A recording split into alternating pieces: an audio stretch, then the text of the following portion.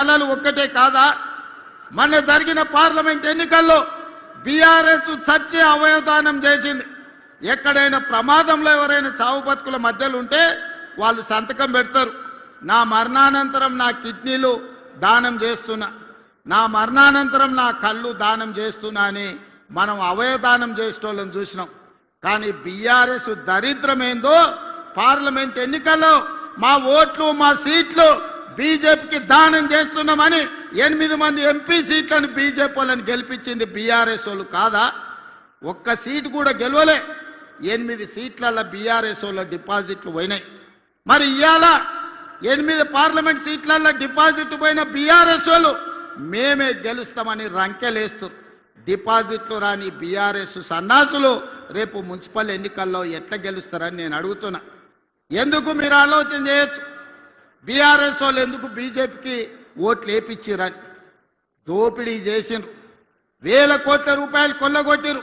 ఇవాళ బీజేపీ జాతీయ అధ్యక్షుని, హోంశాఖ సహాయ మంత్రిగా పనిచేస్తున్న ఈ జిల్లా పార్లమెంట్ సభ్యుడు బండి సంజయ్ గారిని కిషన్ రెడ్డి నేను సూటిగా అడుగుతున్నా, కాళేశ్వరాన్ని ఏటీఎంగా మార్చి వేల కోట్లు కొల్లగొట్టిందని అమిత్ షా నరేంద్ర మోడీ గారు తెలంగాణ రాష్ట్రంలో అన్నమాట వాస్తవం కాదా? ఇవాళ కాళేశ్వరం మీద కమిషన్ వేసి అవినీతి లెక్కలు తేల్చి వీళ్ళని అరెస్టు చేయండి అని రాష్ట్ర ప్రభుత్వం శాసనసభలో చర్చ చేసి కేంద్రానికి పంపిస్తే సిబిఐ విచారణ ఈ రోజు వరకు ఎందుకు మొదలు పెట్టలే? దీనికి సమాధానం బండి సంజయ్ కిషన్ రెడ్డి చెప్పాల్సిన అవసరం లేదా? వేల కోట్లు కొల్లగొట్టిన కాళేశ్వరం, 1,00,000 కోట్లు పెట్టి కట్టిన కాళేశ్వరం 3 ఏళ్లలోనే కూలేశ్వరమై కూలిపోతే ఇవాళ సిబిఐ విచారణ కోసం కేంద్ర ప్రభుత్వానికి శాసనసభ సాక్షిగా నిండు సభలో తీర్మానం చేసి సిబిఐ కేసులు పెట్టి కేసీఆర్ను హరీష్ను బొక్కలో తొయ్యండి అని అసెంబ్లీ సాక్షిగా తీర్మానం చేస్తే 6 నెలలైంది, అతి లేదు గతి లేదు, సిబిఐ విచారణ లేదు.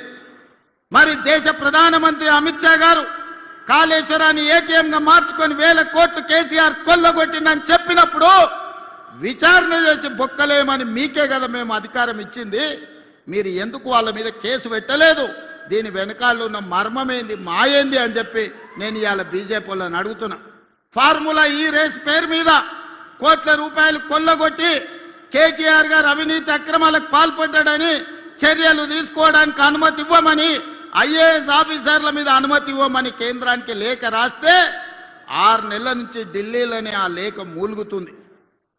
ఒక పక్కన కాళేశ్వరంలో కేసీఆర్ హరీష్ను, ఫార్ములా ఈ రేసు కార్ల కుంభకోణంలో కార్ పార్టీ కేటీఆర్ను కాపాడుతున్నది బీజేపీ వాళ్ళు కాదా?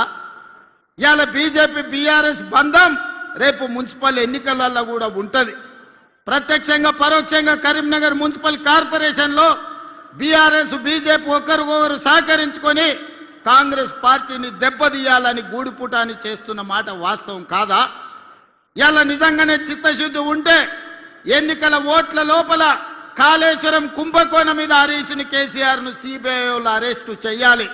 ఫార్ములా ఈ రేసులో కేటీఆర్ను అరెస్టు చేసిన తర్వాతనే బీజేపీలు తెలంగాణ రాష్ట్రంలో ఓట్లు అడగాలి.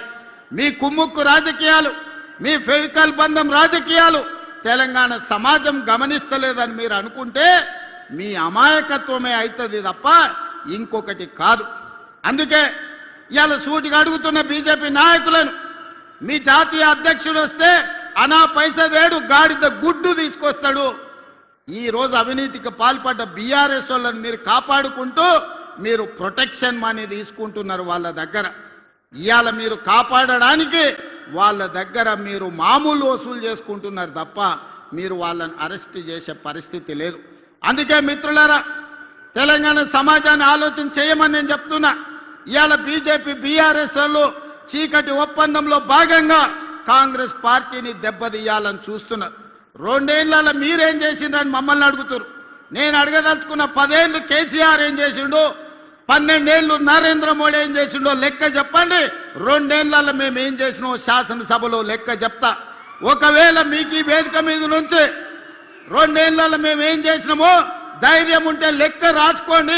గుండె పగిలి సస్తారు బీజేపీ వాళ్ళు, బీఆర్ఎస్ వాళ్ళు, లెక్క రాసుకోండి అని చెప్పి నేను ఈ వేదిక మీద నుంచి చెప్పదలుచుకున్నా. విద్యార్థుల కోసం ఈ 2 ఏళ్లలో 70,000 ప్రభుత్వ ఉద్యోగాలు ఎల్బీ స్టేడియం సాక్షిగా, శిల్పారామం సాక్షిగా ఎన్నో ఏళ్ల నుంచి నీళ్లు నిధులు నియామకాల పేరు మీద తెలంగాణ ఉద్యమం జరిగితే నియామకాలు మీరు చేపట్టకపోతే ప్రభుత్వంలో 70,000 ఉద్యోగాలు మేమిచ్చినాం. 70,000 మంది తలలు లెక్క పెడతా ఎల్బీ స్టేడియానికి ధైర్యం ఉంటే రమ్మని బీఆర్ఎస్ బీజేపీలకు నేను సవాలు విసురుతున్నా. ఇవాళ మీరు బీసీ ఎస్సీ హాస్టళ్లు ప్రకటిస్తే 5 పైసలు ఇవ్వకపోతే ఎక్కడెక్కడనో రూములలో బాత్రూమ్ లేక పిల్లలు కష్టపడుతుంటే 100 యంగ్ ఇండియా ఇంటిగ్రేటెడ్ రెసిడెన్షియల్ స్కూళ్లు మంజూరు చేసి 20,000 కోట్ల రూపాయలతోని ఈ రోజు పనులు ప్రారంభించినాం. బుక్కెడు బువ్వ మీరు చక్కగా పెట్టకపోతే హాస్టళ్లలో చదువుకుంటున్న పిల్లలకు 40% ఈ రోజు మనము వాళ్ళ భోజనానికి రేట్లు పెంచినాం. 200% కాస్మెటిక్ ఛార్జీలు పెంచినాం. ఇవాళ ప్రతి విద్యార్థికి పాఠశాలకు వెళ్లేవాడికి రేపటి నుంచి రేపు వచ్చే అకాడమిక్ ఇయర్లో బ్రేక్ఫాస్ట్ పెట్టాలని ఇవాళ నిర్ణయం తీసుకున్నాం. ఇవాళ ఇదే చొప్పదండిలో డిగ్రీ కాలేజ్ లేకపోతే మేడుపల్లి సత్యం అన్న మా యువకులు చదువుకుంటారు. డిగ్రీ కాలేజీ ఇవ్వాలి అంటే ఇవాళ మీకు డిగ్రీ కాలేజీ ఇచ్చినాం. ఇదేం కాదు మిత్రులు, పొన్నం ప్రభాకర్ శాతవాహన యూనివర్సిటీ ఉన్నది కానీ లా కాలేజ్ లేదు, ఎల్ఎల్ఎం లేదు, ఇంజనీరింగ్ కాలేజ్ లేదు అంటే ఈ కరీంనగర్ ప్రాంతానికి law college, LLM college, engineering college మేమిచ్చిన మాట వాస్తవం కాదా? ఆదిలాబాద్ జిల్లాకు యూనివర్సిటీ ఇచ్చిన మాట వాస్తవం కాదా? ఖమ్మం జిల్లాకి ఎర్త్ యూనివర్సిటీ మన్మోహన్ సింగ్ గారి పేరు మీద యూనివర్సిటీ ఇచ్చిన మాట వాస్తవం కాదా? ఇవాళ ఒకటొకటిగా చెప్పుకుంటూ వెళ్తే ఎన్ని కాలేజీలు ఇచ్చినామో మొత్తం నేను లెక్క చెప్తా. పిల్లల కష్టాలు తీర్చడానికి శత విధాల ప్రయత్నం చేస్తున్నాం. నిరుద్యోగ యువకులకు 70,000 ఉద్యోగాలు ఇచ్చినాం. ఇవాళ రైతు రుణమాఫీ 25,35,000 రైతులకు 21,000 కోట్ల రూపాయలు 2 లక్షల రూపాయలకు లెక్క కట్టి రైతులకు రుణమాఫీ చేసి ఈనాడు 9 రోజుల్లోనే 9,000 కోట్ల రూపాయలు రైతు భరోసా తుమ్మల నాగేశ్వరరావు గారి నాయకత్వంలో ఈ రోజు వాళ్ళ ఖాతాలలో నగదు బదిలీ చేసింది నిజం కాదా? ఉత్త వ్యవసాయం మీదనే 1,15,000 కోట్ల రూపాయలు రైతుల కోసం ఈ రోజు మనము నగదు బదిలీ చేసినాం. రైతులకు ఉచిత కరెంట్ ఇస్తున్నాం. ఇవాళ రైతు బీమా పథకాన్ని మనం అమలు చేస్తున్నాం. అదే కాదు, ఆనాడు కేసీఆర్ అన్నాడు ఒరేసుకుంటే మీరు ఊరేసుకున్నట్టే అని. మిమ్మల్ని మాత్రం ఒరేసుకుంటే ఊరేసుకున్నట్టే అన్నాడు. ఆయన ఫామ్ హౌస్లో 150 ఎకరాల వరి పండిస్తే కావేరీ సీడ్స్ వాళ్ళు 4,000 రూపాయలకు క్వింటాలు కొన్నారు. పేద రైతులకు 2,000 కోసం కొనలేదు కానీ ఆయన పండించిన పంటకు మాత్రం 4,000 రూపాయలు ఇచ్చారు. నేను అడగదలుచుకున్నా, మనమేమో ఒడ్లు పండించినాం, ఆయన ఏమన్నా బంగారం పండించిండా? ఒరేసుకుంటే ఊరేసుకున్నట్టే అన్నాడు కదా. అలాంటి ఇదే రాష్ట్రంలో నేను వచ్చిన తర్వాత, ఇందిరమ్మ రాజ్యం వచ్చిన తర్వాత రైతులందరికీ చెప్పినాం, మీరు వరి పండించండి, సన్న ఒట్లు పండించండి, గిట్టుబాటు ధరనే కాదు క్వింటాల్కి 500 రూపాయల బోనస్ ఇచ్చి చివరి గింజ వరకు కొంటామని రైతులు పండించిన ప్రతి గింజ దేశంలోనే ఈనాడు 2 ఏళ్లలో ప్రతి పంట అత్యధికంగా ఒడ్లు పండించిన రాష్ట్రం తెలంగాణ రాష్ట్రం. ఇవాళ రైతులు పండించిన పంట మనం కొనుగోలు చేస్తున్నాం. ఇవాళ కందులు కొన్నాం, మొక్కలు కొన్నాం, జొన్నలు కొన్నాం. ఇవాళ రైతు పండించిన పంటలు మనం కొంటున్నాం. రైతులకు ఒక భరోసా ఇచ్చినాం. ఒడ్లు మనకిస్తే 48 గంటల్లోనే వాళ్ళ ఖాతాలో నగదు బదిలీ చేస్తున్నాం. ఎన్నడైనా ఇట్లా జరిగిందా? ఆ ఎలా ఒడ్లు తీసుకపోతే మిల్లర్లు దళారులు కుమ్ముక్కై తాలు పేరు మీద, తడి పేరు మీద క్వింటాల్కి 10 కిలోలు దండి కొడుతుంటే ప్రభుత్వంలో ఉన్న పెద్దలు వాటాలు మెక్కిండ్రు తప్ప గంగుల కమలాకర్ లాంటి వాళ్ళు మిల్లర్లతోని కుమ్ముక్కై వాటాలు మెక్కిండ్రు తప్ప ఏ రోజు కూడా రైతులను ఆదుకోలే. ఇవాళ ఎవడైనా మిల్లర్ అయినా దళారైనా ఇవాళ తాలు పేరు మీద, తుట్టి పేరు మీద ఏమన్నా కట్ చేస్తున్నారేమో చూడండి, ఈపులు ఇమానమూతం అవుతాయని మన ప్రభుత్వంలో చెప్పడం జరిగింది.